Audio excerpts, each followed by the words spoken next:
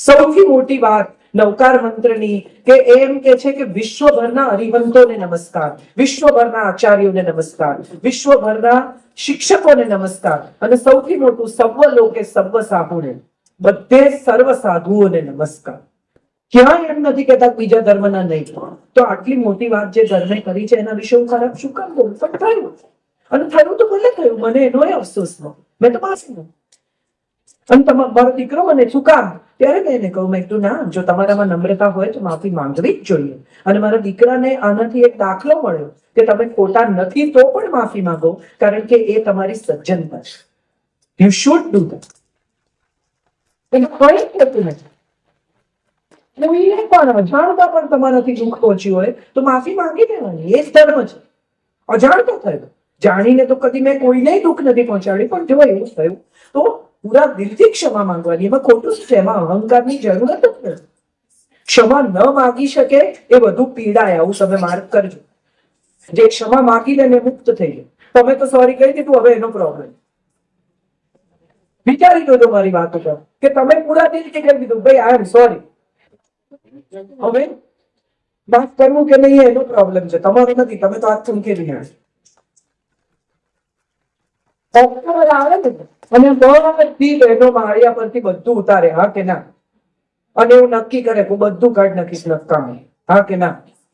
અને પછી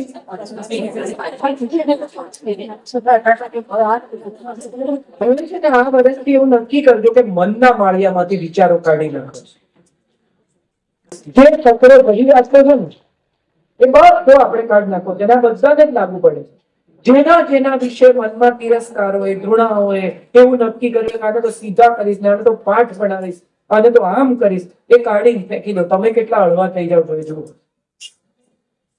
તમે તો તમારો કચરો ગયો, તમે ભીતરથી ઉજળા, તમારું સત્વ બહાર નીકળ્યું. હવે બાકીના લોકો શું માને છે, શું ધારે છે, એમાં નહીં પડવાનું. તમને સર્ટિફિકેટ જોઈએ છે એટલે તમે દુઃખી થાવ. જોયું મેં કેટલું બધું સાફ કર્યું. હવે તમે કહો કે બેન તમે બહુ ડાયા થઈ ગયા છો. ના, તમને લાગે છે કે તમે શાંત થઈ ગયા છો, તમને લાગે છે કે તમે સાચું બોલો છો, તમને લાગે છે કે તમે સારા છો. બહુ થઈ ગયું. નરસિંહ મહેતાને લોકોએ ન્યાદ પાર મૂક્યા. હવે કે છે કે આદિ કવિ હતા. મીરાને ઝેર પીવડાવ્યું. હવે કે છે કે ઓહો સતી હતી. આ તો જગત છે. તમારા ગયા પછી જ તમારી કિંમત કરશે. મીના કુમારી મરી ગઈ એટલે પાકીઝા ચાલ્યું. પહેલું અઠવાડિયું પાકીઝા ડૂમ થઈ ગયું. જેને ઇતિહાસ હશે એને ખબર હશે, જે સિનેમાના ઇતિહાસ વિશે જાણતા હશે બધાને ખબર હશે કે પાકીઝા પહેલું અઠવાડિયું નહોતું ચાલ્યું સાહેબ. મીના કુમારી ગુજરી ગયા માટે પાકીઝા ચાલ્યું. એટલે મરી જવું પડે જો તમારે મહાન થવું હોય. આ દેશમાં નિયમ છે. જો હમણાં 55 વર્ષે મરી જાવ ને તો મારા મંદિરો બને, પણ જો ડોસી થઈને મરીશ તો નહીં ગમે. એટલે હું તો રોજ ભગવાનને કહું છું કે આમ જ લઈ લેજે, ઉભી ઉભી અહીંયા જ આમ તપ દઈને પતી જાવ.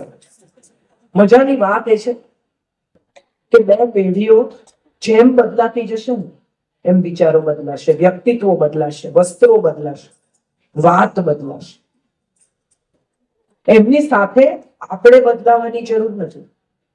આપણે એમના વિચાર સાથે વિચાર બદલીએ, આપણે એમની વાત સાથે વાત બદલીએ, આપણે એમના વ્યક્તિત્વ સાથે વ્યક્તિત્વ બદલીએ.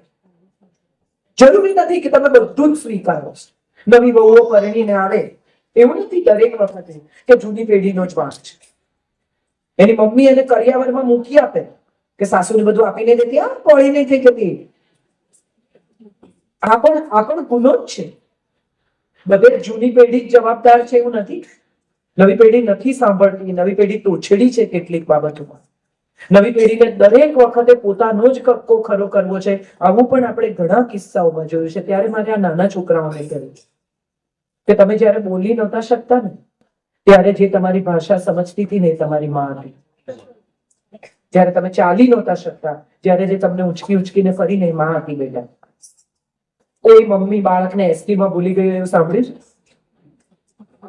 પર્સ ભૂલી આવે, સાડી ભૂલી આવે, પેકેટો ભૂલી આવે, બચ્ચું ભૂલાયું છે? કોઈ ઇતિહાસમાં ક્યાંય સાંભળ્યું કે મમ્મી બાળક ભૂલી ગઈ? તો એનો અર્થ એમ થયો કે માના શરીરનો હિસ્સો જ હતો. અને કેટલો સમય એ માએ આપ્યો છે, કેટલા ઉજાગરા કર્યા છે. એ મમ્મીને તમે નહીં સમજો તો કોણ સમજશે? આ આખી પેઢીને મારે એ સમજાવવું છે કે તમારી મમ્મી તમને નથી સમજતી એવી ફરિયાદ જ્યારે તમે કરો છો ને, ત્યારે એવું પણ સમજો કે તમે પણ મમ્મીને સમજો. મમ્મી જયારે ના પાડે દીકરીને આમ પહેરીને નહીં જવાનું, ત્યારે મમ્મી ઝૂંડવાણી નથી, ચિંતા કરે છે. જયારે મમ્મી એમ કે આમ નહીં, હોમવર્ક કરી લે બેટા, હોમવર્ક કરી લે બેટા, ત્યારે દરેક વખતે મમ્મીની ચિંતા એટલી જ છે કે કાલે તમને સ્કૂલમાં પનિશમેન્ટ ન થાય. એને કચકચ કરીને 12મા ધોરણમાં તમારા બહુ ટકા આવે એવી એની ઈચ્છા એટલા માટે છે કે તમને સારી જગ્યાએ એડમિશન મળે. એને નથી મળવાનું એડમિશન. શું બંને પેઢી એકબીજાને સમજવાની જરૂર છે. આમાં એક જણ સમજશે ને બીજા નહીં સમજે એવું થશે તો કોઈ દિવસ ક્યાંય મેળ નહીં. તમે કુંડા, જે લોકોના ઘરમાં ગાર્ડનિંગ હશે એ બધાને ખબર હશે કે તમે નર્સરીમાંથી છોડ લાવો ને, એની માટી સાથે તમારે વાવવો પડે. તમે આમ સોઈ ઝાટકીને એકલા મૂળ વાવી દો તો છોડ જીવે નહીં. હા કે ના? આ નવી બહુ જે પરણીને આવે ને પોતાની સાથે એની માટી લાવે છે. તમારા કુંડામાં જગ્યા કરી ને એની માટી સાથે વાવી દો. એ માટી એને મદદ કરશે તમારી માટી સાથે મેચ થવાનું. કરવું પડે. તમે નવો ફોન ખરીદો અને એનો ડેટા ટ્રાન્સફર કરતા હો ત્યારે તમને ફોન વાળો કે ખબર કે વચ્ચે નહીં અડતા ડેટા ટ્રાન્સફર થતો હોય ત્યારે. આ નવી પેઢીનો ડેટા જયારે ટ્રાન્સફર થતો હોય ને ત્યારે જો વચ્ચે બટનો દબાવશો ને તો હેંગ થઈ જશે. એનો ડેટા ટ્રાન્સફર થવા દો. આ નવી ટેકનોલોજી છે, આપણે સમજવી પડશે, શીખવી પડશે. અને સૌથી મહત્વની ને છેલ્લી વાત જે મારે તમને કહેવાની છે એ છે કે કોઈ પણ સ્થિતિમાં સ્નેહ નહીં ઘટવા દેતા. કોઈ પણ પરિસ્થિતિમાં તમારો પ્રેમ ન ઘટવો જોઈએ. એ સામે બોલે, ગુસ્સે થાય તો એ એનું ગરમ લોહી છે, તમારું તો ઠંડુ પડ્યું છે ને. તમને ખબર છે કે 17 વર્ષના હોવું એ શું છે, એને નથી ખબર કે 45 મા બાપ હોવું એ શું છે.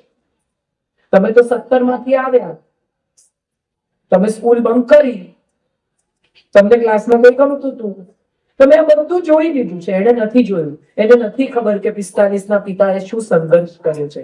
એને ત્યારે જ સમજાશે જયારે 45-50 નો થશે. અને સમજવા માટે હું ઈચ્છું કે દરેક પિતા જીવે એના દીકરાને 50 વર્ષનો જોવા માટે, એને કરેલો સફળ જોવા માટે. પણ એટલી ધીરજ તો પિતાએ પણ રાખવી પડશે. તમે પણ 25 વર્ષે એટલા સફળ નહોતા તો એની પાસે કેમ અપેક્ષા રાખો છો કે 25 વર્ષે બધું કરી નાખે જે તમે 50 વર્ષે કરો? નહીં થઈ શકે. એ ધીરજ પિતામાં પણ હોવી જોઈએ.